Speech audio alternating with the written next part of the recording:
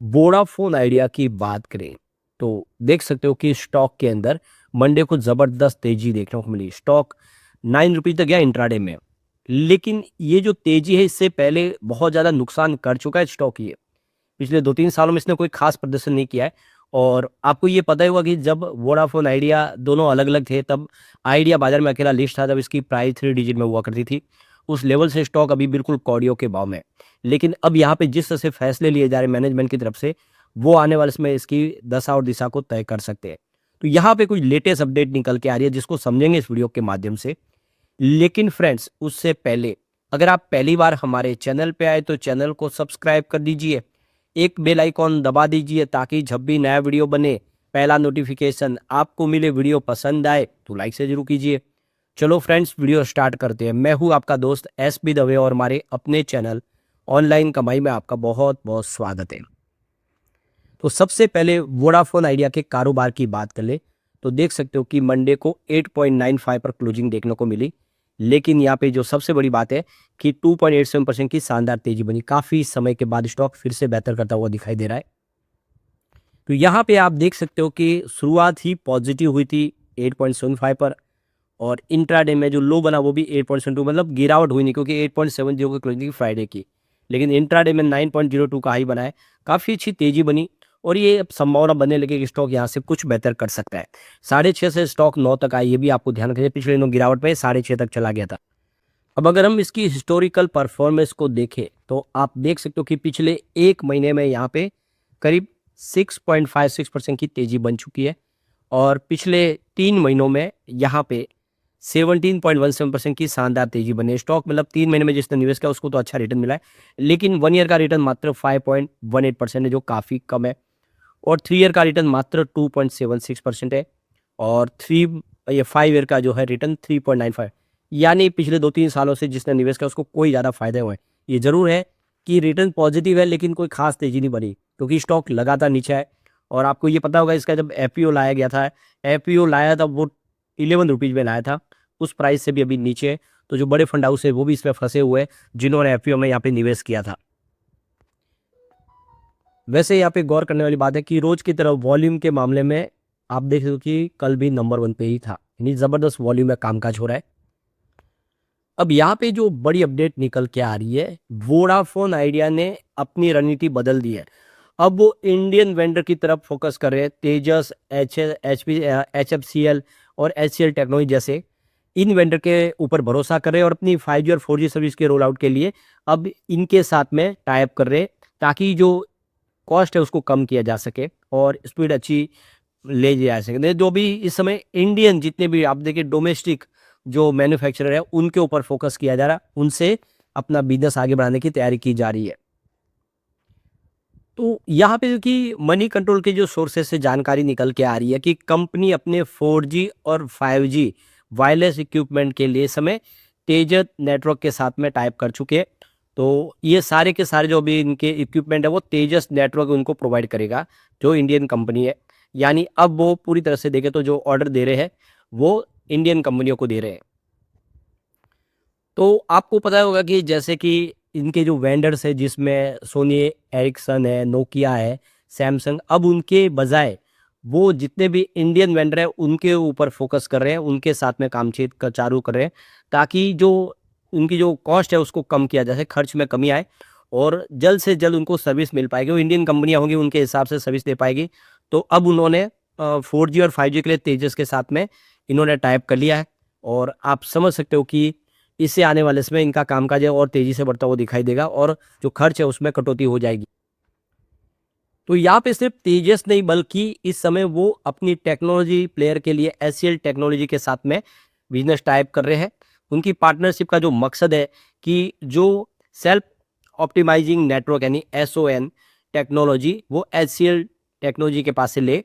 और इसके अलावा इंडियन जो कंपनी HFCL लिमिटेड है उनके माध्यम से भी उन्होंने जो टाइप किया उसके पीछे जो वजह है कि जो इनका IP/MPLS जो राउटर है VIG 5G राउटर वो HFCL इनको प्रोवाइड करेगा। तो अब इन्होंने अपना गोल शिफ्ट कर दिया है, जो ग्लोबल कंपनियों की बजाय अब जो इंडियन पूरी तरह से में डोमेस्टिक कंपनियां उन्हीं के ऊपर वो हर तरह के प्रोडक्ट से लेके उनके नेटवर्क के लिए उनकी टेक्नोलॉजी के लिए अब भरोसा कर रहे हैं। जिससे खर्च भी कम होगा और मेक इन इंडिया का फ़ायदा भी मिलेगा, क्योंकि सरकार भी इस समय मेक इन इंडिया के तहत देखे तो इन कंपनियों को बेनिफिट देते हैं, जिसका फ़ायदा वोडाफोन आइडिया उठा सकता है। वैसे यहाँ पे देखिए कि जो तेजस नेटवर्क के जो चीफ स्ट्रेटेजिक ऑफिसर है संजय मलिक, उन्होंने भी मनी कंट्रोल की खबर के ऊपर मोहर लगा दिया। उन्होंने कंफर्मेशन दिया है कि हम इस समय वीआई के लिए सर्विस प्रोवाइड कर रहे हैं। इस समय वोडाफोन आइडिया की बात करें तो जो 17 प्रायोरिटी सर्कल्स है जहाँ पे इनका अच्छा रेवेन्यू मिल रहा है, वहाँ पे 4G सर्विस को मजबूत कर रहे, लगातार अपना वहाँ पे नेटवर्क कवरेज एरिया बढ़ा रहे, और जिससे जो कस्टमर बेस है उनका जो कम हुआ है उसको वापस बढ़ाया जा सके। वैसे कंपनी ने यहाँ पे 3.6 बिलियन डॉलर की डील ऑलरेडी फाइनल की है। देखो कि नोकिया, एरिक्सन और सैमसंग के साथ में आने वाले 3 सालों में वो इक्विपमेंट इनको सप्लाई करेंगे। तो अभी जो ग्लोबल कंपनियां उनके साथ में भी इनका कामकाज चल रहा है। ऐसा नहीं है कि सिर्फ डोमेस्टिक प्लेयर के साथ में ही काम कर रहे। कंपनी अपने बिजनेस में जो पीछे रह गए उसको आगे बढ़ना चाहती है वो। तो यहाँ पे कंपनी टेक्नोलॉजी के ऊपर खर्च भी करिए, करीब 7,500 से लेकर 8,000 करोड़ का कंपनी कैपिटल एक्सपेंडिचर करने की तैयारी है, जिसमें 5,000 करोड़ तक की उन्होंने ऑलरेडी आप देखिए खर्च कर चुके फाइनेंस 2026 के हाफ तक। तो लगातार कंपनी अपने खर्च कर रही है बिजनेस के ऊपर, ताकि जो कमी रह गई उसको पूरा किया जाए और टेक्नोलॉजी में वो अपने आप को जल्द से जल्द अपग्रेड करके आगे निकलने की कोशिश करे। तो यहाँ पे आप देख सकते हो कि 5G सर्विस के लॉन्चिंग के मौके पे सीईओ अभिजीत किशोर ने जो बयान दिया है, उनका कहना है कि हम अपने कस्टमर को शानदार 5G सर्विस देने के लिए कमिटमेंट कर रहे हैं। तो उनका जो प्रॉमिस है कि सबसे शानदार कस्टमर एक्सपीरियंस रहेगा, उनकी जो भी कमियां उसको पूरा किया जाएगा और जल्द से जल्द बेहतर सेवाएं मिलेगी, जिससे जो कस्टमर बेस घटा है उसको वापस बढ़ाया जा सके। तो कंपनी लगातार 5G और 4G सर्विस को आगे बढ़ाने की कोशिश तो कर रहे, लेकिन कंपनी अपनी 2G सर्विस को भी नहीं भूल रहे, और 2G सर्विस के ऊपर जो कस्टमर बेस है उसको भी साथ में रखना चाहते हैं। इसीलिए लगातार उनके लिए भी शानदार प्लान लेके आ रही है, जिससे कस्टमर उनकी तरफ आए। और ये अभी आपको पता चल जाएगा कि कुछ ऐसे उन्होंने प्लान लाए जो जियो एयरटेल के पास नहीं है इस समय। तो यहाँ पे आप देख सकते हो कि वोडाफोन आइडिया ने साइलेंटली एक एनुअल प्लान लॉन्च कर दिया है मात्र 2249 में।